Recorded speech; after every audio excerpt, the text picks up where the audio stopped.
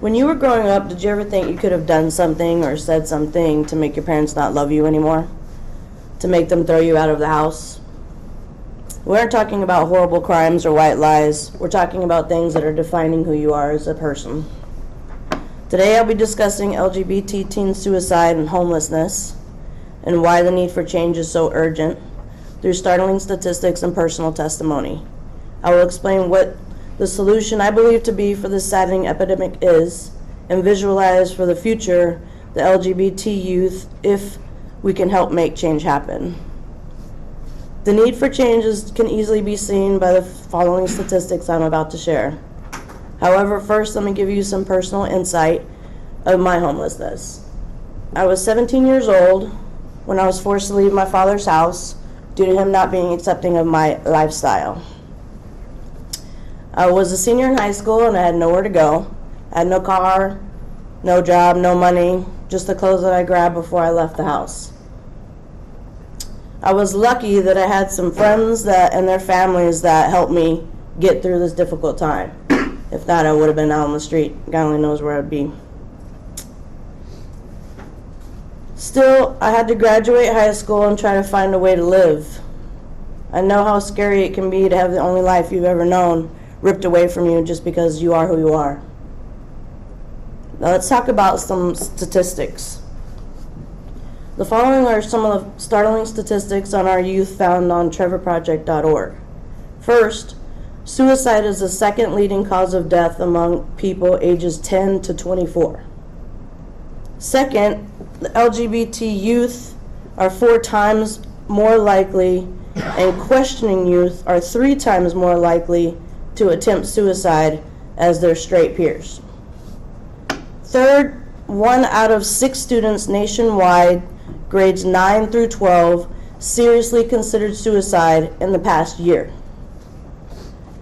Fourth, each episode of LGBT victimization, such as physical or verbal harassment or abuse, increases likelihood of self-harming behavior by 2.5 times on average. More studies are needed to better understand the risk for suicide among transgendered youth. However, one study with the transgendered youth found that about 25% reported suicide attempts. Personally, for me, when I was 16 in 1992, I knew of one other lesbian in Austin, Texas. She had difficulties from all aspects of life. Her home, school, sports, anything that she was involved in, she just got harassed all the time. So with her not having any options and nowhere to go, she ended her life. Just a few weeks ago, someone I know in Olympia, she was 24 years old, and because of her family's non-acceptance of her life, she ended her life as well.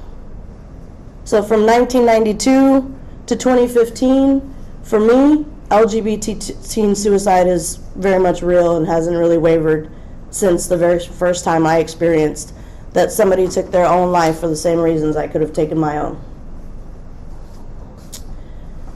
Growing up in the South and in the 90s, there wasn't the internet or technology hadn't been developed, so you didn't really have very many avenues.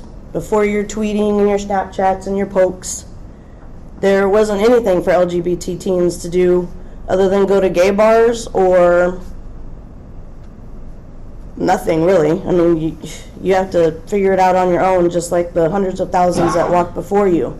There were no packets or information or centers or whatever there are today. Today we have social media, which can be good for used for good or evil. Found on nobullying.com, LGBT teenagers, if the families of the LGBT youth does not accept them, they are 8 times more likely to commit suicide than any other teen. A third of the suicide attempts actually result in death are due to a crisis in sexual identity. Lastly, according to PFLAG NYC, LGBT youth that are rejected by their families are 3 times more likely to have substance abuse problems. 50% of them experience a negative environment at home if they tell their parents about their sexual orientation, with 26% of them forced out of their homes. That was me. Now that you've heard these statistics and some personal testimony, let's discuss how or what we can do to help solve this saddening epidemic. I fear personally that people often judge things that they do not know. Through all the years of my gayness, I can tell you that once people have actually sat down and have a conversation with me with an open mind and no judgment, they realize I'm just as normal as anybody else in this room. We all have problems. The issue lies deeper than that. Parents that have never had any influence of the gay lifestyle or ever even seen or known someone that's gay has no idea how to handle the situation when it comes to their home. They feel like they will be judged or ridiculed, or they fear for their children's lives who are going to be living this way.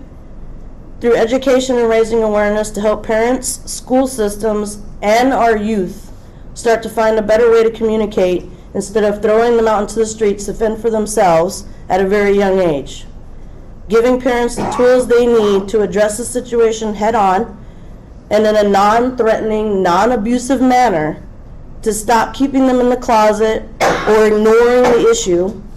Parents are supposed to help guide their children, to help them learn the tools they're going to need to face the world. It's hard enough for adults out there, much less for children. We are responsible for teaching them self-confidence and to be able to stand on their own 2 feet and be proud of who they are. Through our history, LGBT has had to fight for its right to exist. June 28, 1969, in New York's Greenwich Village, the Stonewall riots began, and they lasted for 5 days. How many of you even know about the Stonewall riots? Sweet. That's when the police raided a gay bar, which had happened thousands of times before. But this time, this night, would start the gay rights movement we still fight today. In society at large, the penalties for homosexuality were severe.